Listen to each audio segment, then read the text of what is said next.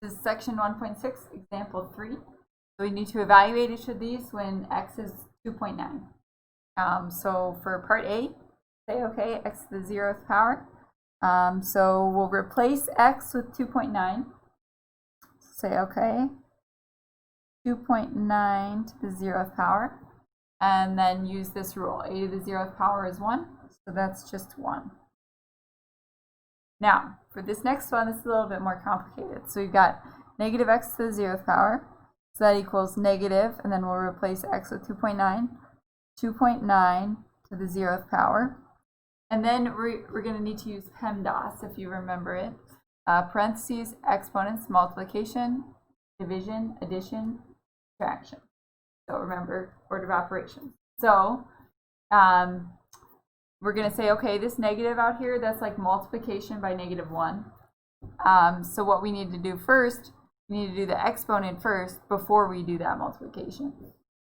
So, okay, so that'll be 2.9 to the 0th power, and then times -1. So it'll just be -1.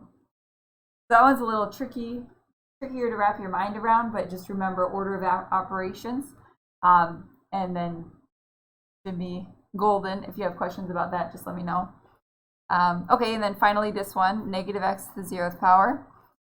Those parentheses are important. So we'll say, okay, that's negative 2.9 to the 0th power.